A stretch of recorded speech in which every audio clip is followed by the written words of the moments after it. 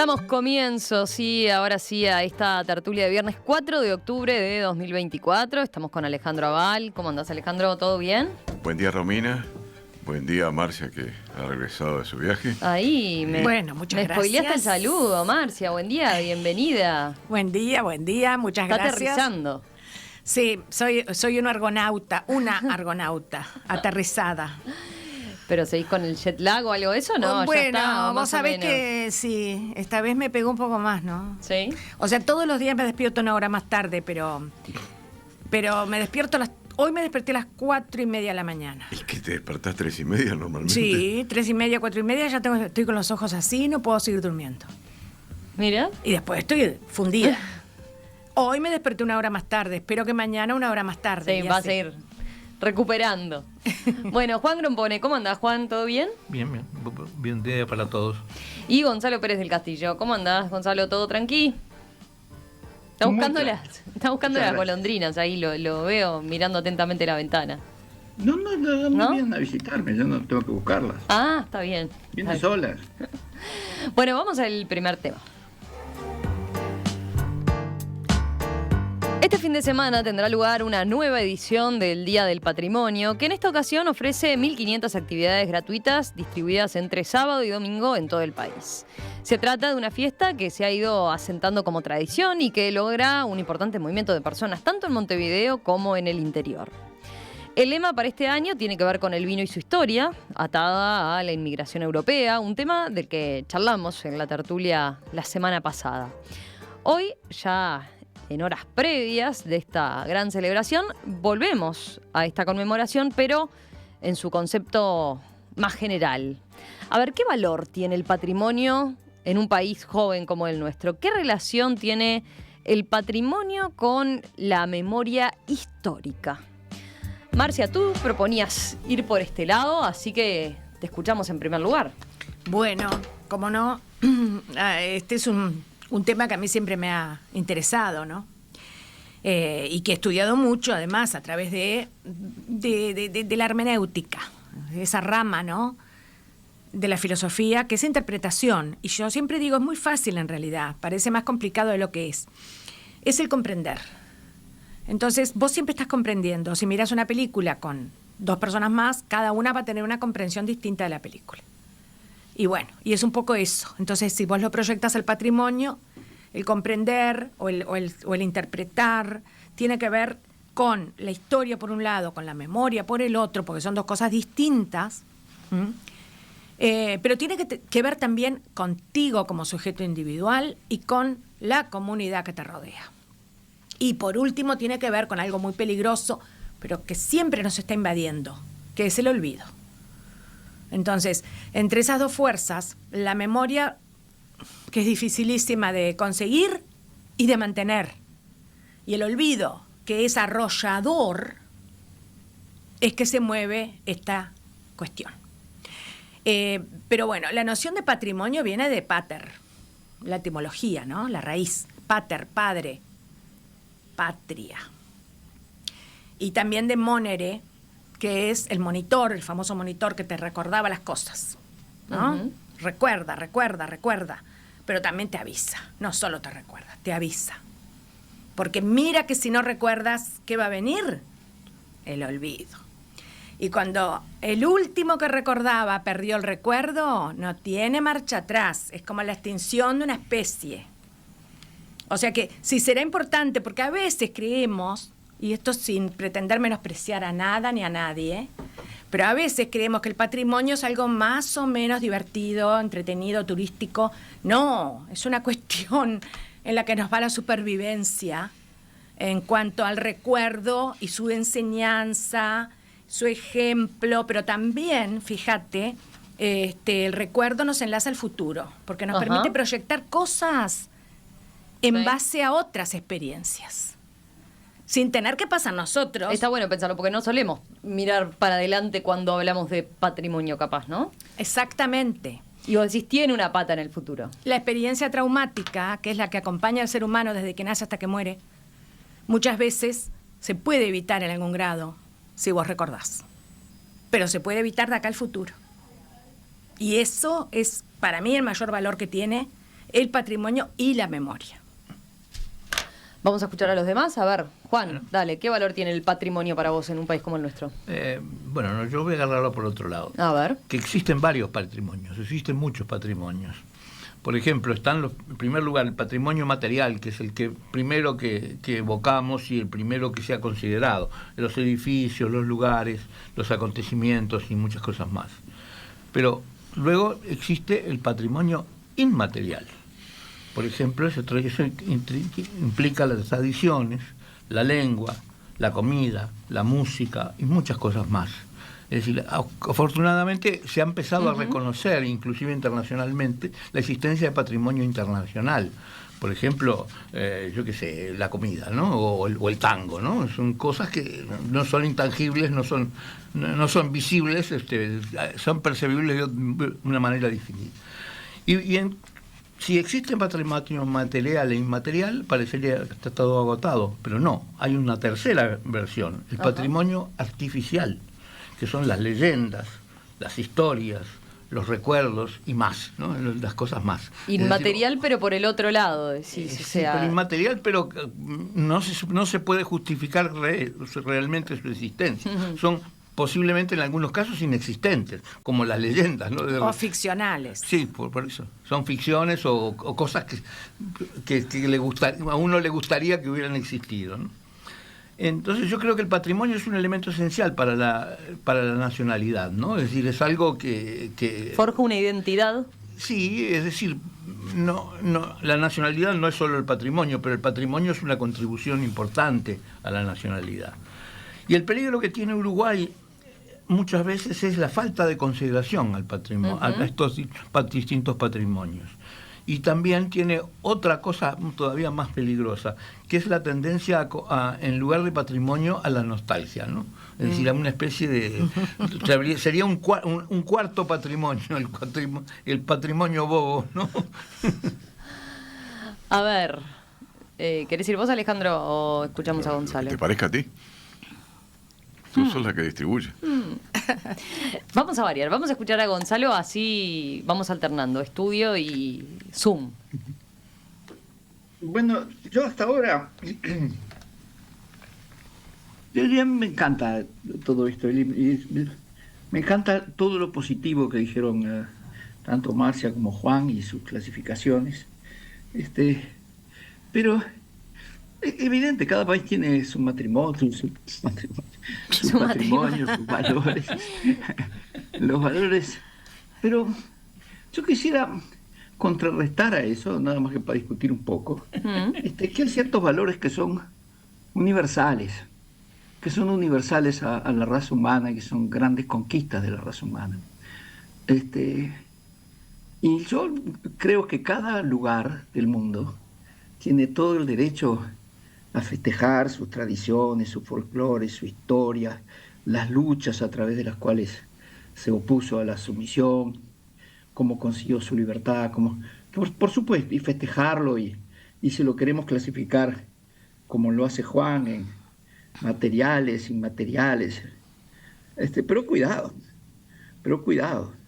porque creo que Juan le llamó los artificiales, las leyendas, las historias, las religiones, hay que tener mucho cuidado con eso, que eso no te termine condicionando tu presente, porque esas cosas y esas tradiciones pueden ser buenas a veces y pueden ser muy malas. Digo, para irnos bien lejos, hay culturas aquí en América Latina y en el resto del mundo también que practicaban hacer sacrificios humanos a los dioses, o a la mujer adúltera apedrearla en público, al hombre no, pero a la mujer sí. Y otro tipo de tradiciones que son terribles y que hay que contrarrestarlas, hay que condenarlas, hay que eliminarlas. Entonces, a mí me encanta todo esto siempre y cuando se refleje en la cultura, en los edificios, en los bailes, en los cantos, en la comida. En todo eso las tradiciones son fantásticas y las celebro y las festejo. Pero cuidado, tampoco se trata de estar reivindicando sus orígenes como si los orígenes fueran todos fantásticos y perfectos. La humanidad, por suerte, ha avanzado muchísimo y nos hemos deshecho de muchas de esas tradiciones que eran espantosas. La picaste, la picaste solo bien. para picar. A ver. Está bueno, merecería un capítulo aparte. Ahora capaz que en la segunda vuelta podemos ir por ahí. Entonces, ¿cómo pararse ante ese otro patrimonio que Gonzalo dice? Bueno, capaz que no es el más memorable o el más destacable, y cómo verlo con los ojos de hoy. Alejandro. Bueno, el Día del Patrimonio, hasta el año 2002 fue el Día del Patrimonio. Luego de eso pasó a ser el fin de semana del patrimonio, desde el 2002 hasta ahora, ¿no, verdad? O sea, siempre es un sábado y un domingo. El origen de esto fue por allá por el 95, un arquitecto, Louis Limny, que tomó la idea de las jornadas del patrimonio francés, que coincidían por esa época, por esos mismos meses de septiembre, si no recuerdo mal. Y ahí comenzó la primera jornada del patrimonio en el año 95. Ahora, una cosa muy curiosa, ¿no? Porque casi todas estuvieron centradas en personajes, ¿no? Fíjense, la segunda fue justamente sobre el arquitecto Louis Limny, que acababa de fallecer. La tercera sobre Pibel Devoto. La cuarta sobre el general Campos. La quinta sobre el ingeniero Andreoni. La sexta sobre Artigas. Séptima sobre Mauricio y Antonio Craboto. Octava sobre Horacio Redondo. La novena, Laura Restarán. La décima sobre Torres García, de quien hablamos el otro día, pero bueno, fue dedicado exclusivamente a él. La del 2005 fue sobre Carlos Solé, el relator de fútbol. Luego vino Eladio Dieste, después Lágrima Ríos, Marta Gularte, Rosa Luna, Carlos Ferreira, y bueno, así seguimos hasta que prácticamente todas centradas en alguna persona, salvo ya en el 2010, que fue el Teatro en el Uruguay, en el cual se mencionaban algunos nombres, pero era más genérico. Después vino La Redota, o sea, un recuerdo de 1811, El lenguaje de los uruguayos, en 2012, y sigo con la temática que estuve tratando de rearmar antes de venir hoy. Después vino el tango, después Arquitectura y Participación Ciudadana al Servicio de la Comunidad, luego 100 años de la Facultad de Arquitectura, en la 22ª fue la Educación Pública, la Comparsita en la siguiente, los 70 años de la Declaración de Derechos Humanos, eso para el gusto de Gonzalo, fue en el 18. La música en el Uruguay, pero centrada en Amalia la Vega, por los 100 años de su nacimiento, en el 19. Después Manuel Quintela, después José Enrique Rodó, después, ya recientemente, hace un par de años, fue La China Zorrilla, y el año pasado fueron los constructores de escuelas y liceos, pero centrados en James Brown, en Juan Antonio Escaso y José Sheps, aunque también ahí se mencionó a Gallinal y a un personaje que no lo solemos recordar, pero fue muy importante en materia de constructores de escuelas y liceos en la Argentina, en Uruguay, hasta en Chile, que fue José Roger Vallet. Todavía se encuentran en campaña del Uruguay, donde hubieron varias escuelas donadas por él. Se ve que dice donación de Roger Vallet. Y bueno, entonces uno dice, bueno... Está buena esa sistematización que hiciste, entre otras cosas por la pregunta que hacíamos, ¿no? La relación entre el patrimonio y la memoria histórica, ¿no? Sí, pero están muy centradas en personajes históricos, a raíz de lo cual, naturalmente, después vienen desarrollos apropiados sobre algunas circunstancias vinculadas a su pensamiento, pero también el de sus contemporáneos. Ahora... más inmaterial hemos tenido menos, ¿no? Y yo veo que si tuviera que elegir, diría, hablemos por ejemplo de las Ramblas del Uruguay, podría ser un motivo de una jornada de patrimonio, los movimientos sindicales, los emprendedores o emprendimientos industriales, eso le gustaría a Juan, que comenzaría con el tasajo. El legado de la inmigración. El legado de la inmigración, como dice Marcia. la religión en Uruguay, y incluso una cosa más bueno, el fútbol. En el de este año está de alguna forma la inmigración por el lado de los viñedos, ¿no? Sí, claro. Y ese origen también, inmigrante que bueno, también hizo si habláramos de los movimientos sindicales, o hablábamos de los emprendimientos industriales, también encontraríamos eso. Pero incluso hay una cosa que todavía no... Que nos da mucho más identidad, capaz, que es el fútbol, ¿no? ¿Verdad? Es una identidad muy fuerte, no es exclusiva de Uruguay, pero es muy, muy fuerte y además con muchísimas peculiaridades. Bueno, son temas que me gustaría que en próximas jornadas del Día del Patrimonio, de fin de semana del Patrimonio, se incluyeran. ¿Qué es lo que nos atrae del Día del Patrimonio? Bueno, naturalmente que la posibilidad de visitar 150 lugares o 1.500 lugares de todo el país, que son lugares con particular atractivo por las resonancias culturales que han tenido para nuestra formación como nación. Eso es indiscutible. Hoy hablaba acá en la radio, por ejemplo, del Banco República y del museo que se del Gaucho y la Moneda. Del Gaucho y la Moneda, que se ha trasladado ahí. Bueno, muy bien, es un buen ejemplo.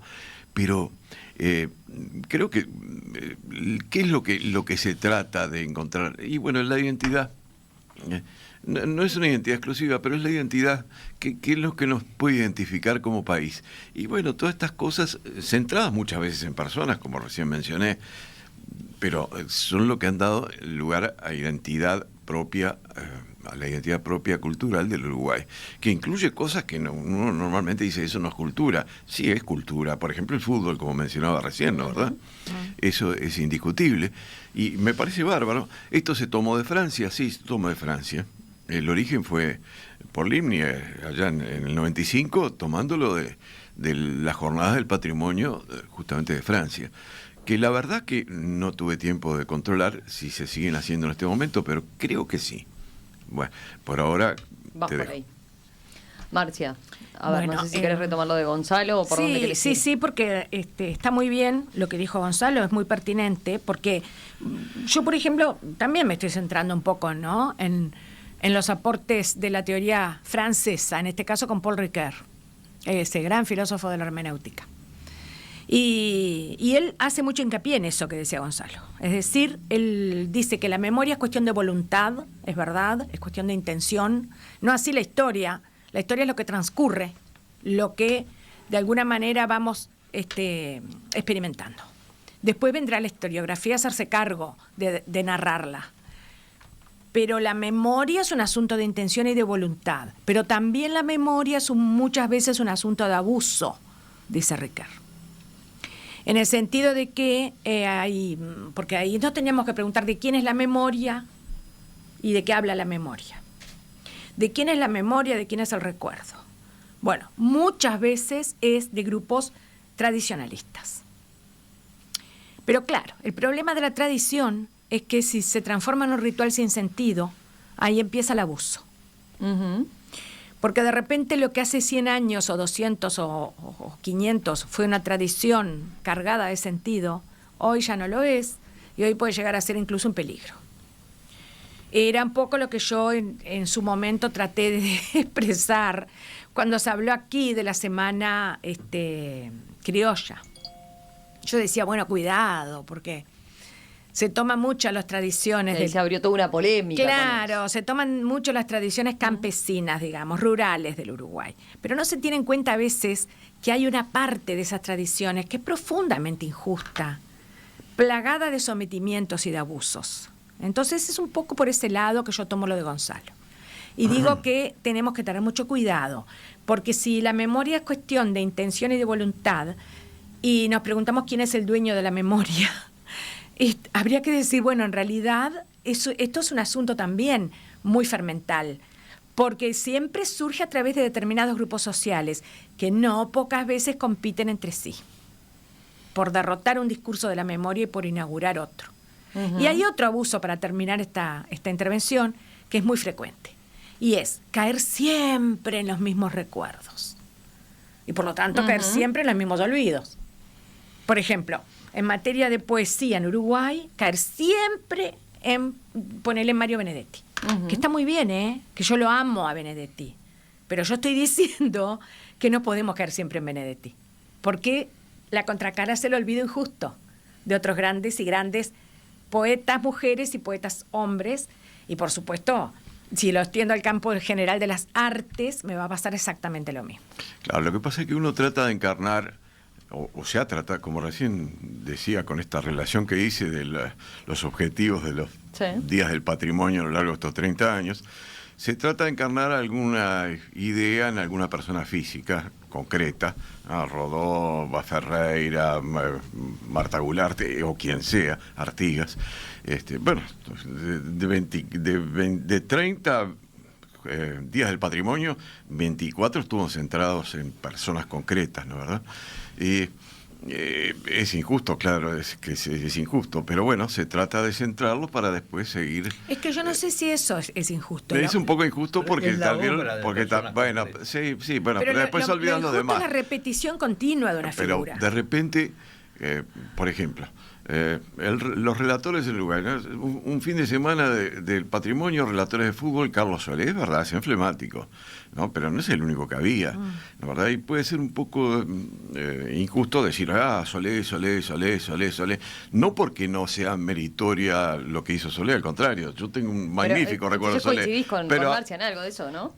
No, yo creo que tiene que ser mucho, capaz que debería ser menos centrados en las personas y más un tema más difuso. Por ejemplo, podría ser relatores de fútbol, ¿verdad? O el relato de fútbol, y entonces hablaríamos de Solé, pero también hablaríamos de los que relataban el 50, de Geber Pintos, que fue contemporáneo de Solé, que también fue muy famoso, por ejemplo, ¿no, verdad? Nada más que para decir uno.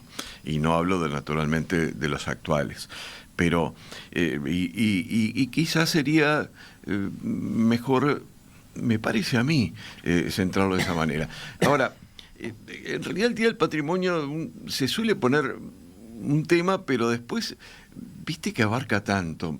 Sí. Cuando uno dice, ¿qué se puede hacer el Día del Patrimonio? Por ejemplo, hoy hablaban del Museo del Gaucho de la Moneda, y en realidad uno dice, ¿y qué diablos tiene que ver eso con el Día del Patrimonio vinculado al vino y la industria vitivinícola en el Uruguay? Y bueno, estrictamente nada. Pero bueno, es una oportunidad de buscar por todos lados aquello que nos trata de identificar como algo singular, diferente de los demás. La identidad de las personas y de los pueblos se construye no solo por lo que uno es, sino por lo diferente que es de los otros, ¿no es verdad? Sí, claro, esa necesidad también. Bueno, teniendo en cuenta que somos un país joven, digamos, ¿no? ¿Adquiere un peso mayor o deberíamos tiene una trascendencia mayor, distinta, por justamente porque capaz que tenemos relativa poca historia? Sí, los siglos no pesan. Perdón, que Juan es verdad. Dale, Juan. A mí lo que dijo Gonzalo sobre los sacrificios humanos me mostró que me había olvidado de una posible cuarta categoría de patrimonio. Los patrimonios olvidados, ¿no? Los patrimonios olvidados. Por ejemplo, bueno, olvidados y olvidables. Como por ejemplo en México, los sacrificios humanos, ¿no? Que creo que era lo que estaba pensando, sí. ¿No? Entonces en el Uruguay tenemos un patrimonio olvidado de este tipo. Los degüellos, es decir, cuando en las luchas políticas ganaba un bando, lo que le pasaba al otro bando es que era degollado. Es decir, ese patrimonio está felizmente olvidado. No era sistemático tampoco. Bueno, no, exagerado, ¿no? Pero es verdad. Un patrimonio dignamente olvidado. Ajá. Bien, ahí tenemos un ejemplo para tener presente. Tuvimos grandes degolladores, ¿eh? Claro, sí, por supuesto. Sí, el Goyo Jeta, por empezar. Y Ciriaco Sosa en la del 1897 del bando oficialista. Bien, yo me acuerdo. ¿Puedo hablar? Gonzalo, dale. Quebracho también. No, estoy contento que se haya interpretado bien lo que yo dije. Yo estoy todo a favor de la identidad de los pueblos, absolutamente. Pero mucho cuidado, que no termine siendo un prejuicio, que no termine siendo algo que hace que los demás son diferentes. Porque lo que toda la humanidad, que por supuesto todos venimos de de lugares distintos, con tradiciones distintas, con historias muy distintas, crueles, sangrientas, pero hay una sola raza humana, y hay valores que son universales. Y yo creo que el avance de la humanidad es que cuanto antes entendamos eso, mejor. No estamos pasando por el momento más feliz en este momento. Y entonces, yo estoy todo a favor, todo lo que están diciendo sobre la identidad cultural, y todo, porque eso sí te da, te identifica a una comunidad. Pero lo más importante es que nosotros logremos tener una cultura lo más universal posible, que nos permita entender que somos una sola raza humana y que tenemos que ir hacia valores que son universales.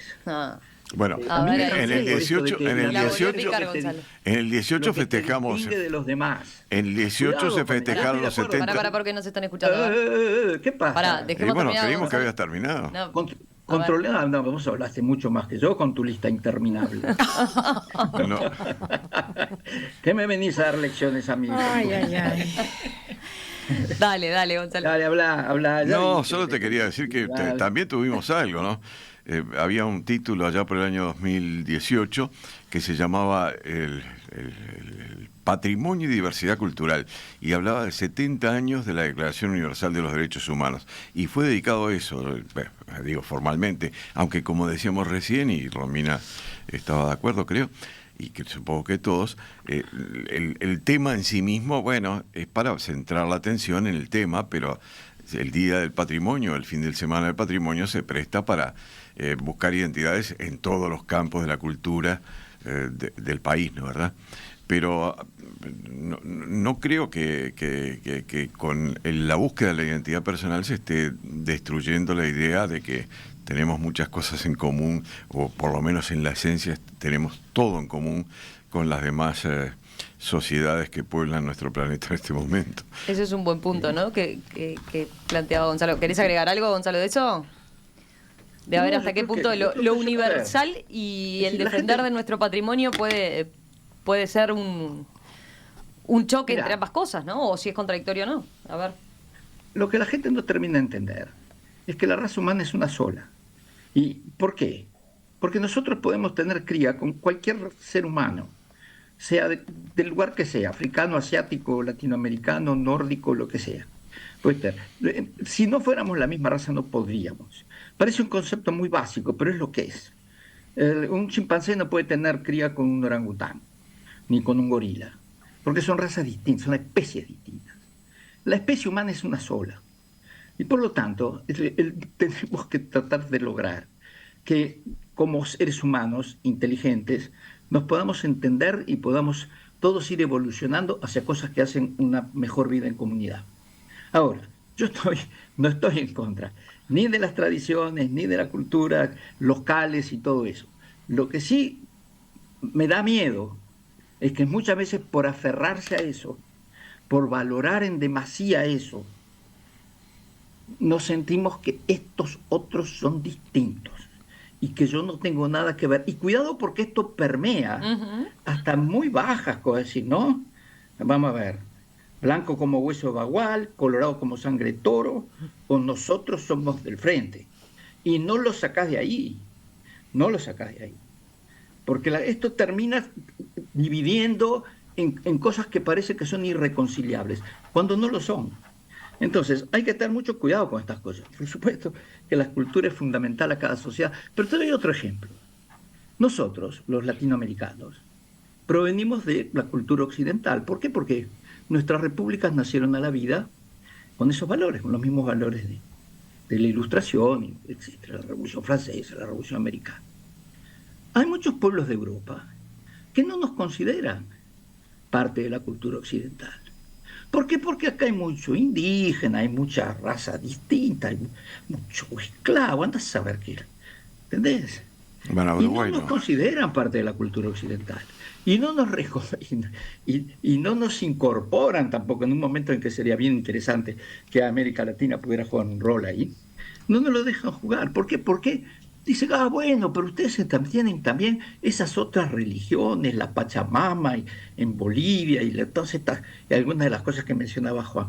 Pero los europeos, si vos viajas por Europa, a cualquier lugar que vas, tienen esas tradiciones y sus vestidos y sus colores y todo lo que mencionábamos al principio, que son las partes positivas de esas tradiciones. Y las tienen y las festejan y las celebran y está fantástico. Y nosotros podemos celebrar las nuestras como estas cosas que nos vienen del pasado. Pero cuidado, que eso después no te lleve a que vos consideres que vos sos único y que los que no tienen esas tradiciones son distintos a vos. A ver, Marcia. Bueno, lo que pasa es que ahí vuelvo a mi primera intervención. Cuando yo dije que, primero, la memoria no es lo mismo que la historia. ¿Tá? La historia es una narración sobre nuestras experiencias por el mundo. La memoria es otra cosa, es un acto emotivo, afectivo, elegido, buscado, intencional. Más o menos. Sí, no, es. No intencional. ¿No? Siempre es intencional, aunque te equivoques de repente en algunos de tus propósitos y finalidades, ¿no? Vos estás buscando hurgar en algo. ¿Por qué? Porque de repente lo ignorás en todo o en parte, no lo conoces bien. O lo querés conocer bien porque sospechás de él. Por la razón que sea, la memoria siempre es un acto intencional complejo.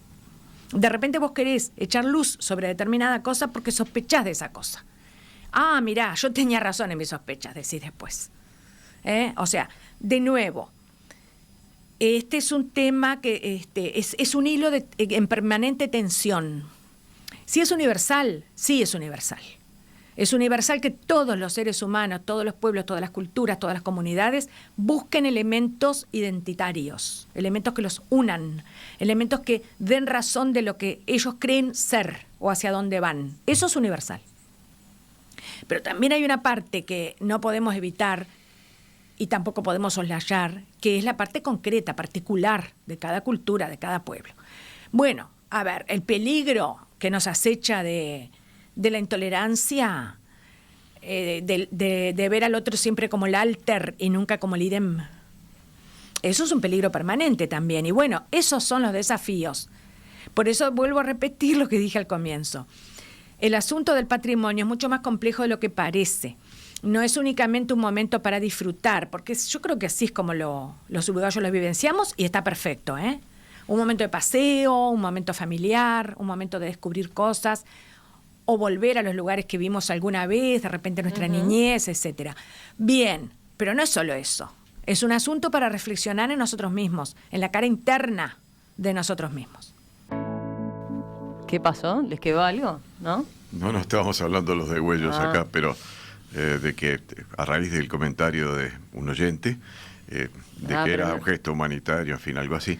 Bueno, había un oyente que planteaba eso, porque ya que lo citaron, decía, cuando no existía la medicina, en los campos de batalla se daban los degüellos. Y de lo contrario, los heridos eran devorados por animales estando vivos. Y ahí, bueno, lo del degüello, si era algún moribundo que quedaba tirado, podría ser un gesto humanitario, pero uno tiene la impresión de que no era eso la motivación normal de los degüellos. De todas maneras, tampoco era una cosa absolutamente generalizada, ¿eh? No fue necesariamente así. Digo, no es como en la Revolución Mexicana que siempre cuentan, en fin, conozco bastante de eso, de que la Revolución Mexicana era al comienzo del siglo XX, ¿no es verdad?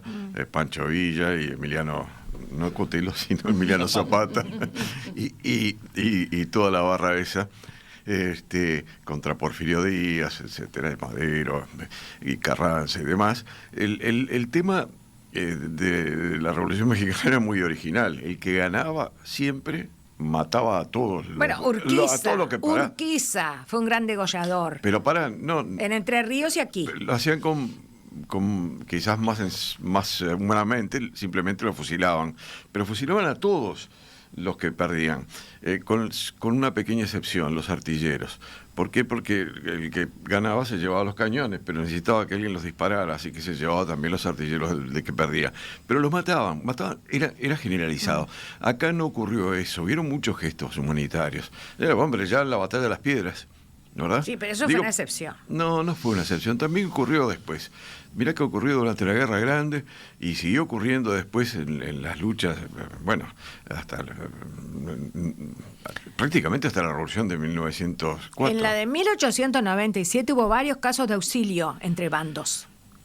Y en el panteón ese en recuerdo a la batalla de Arbolito, que lo verán desde la ruta cuando pasan, ahí hay huesos de ambos bandos.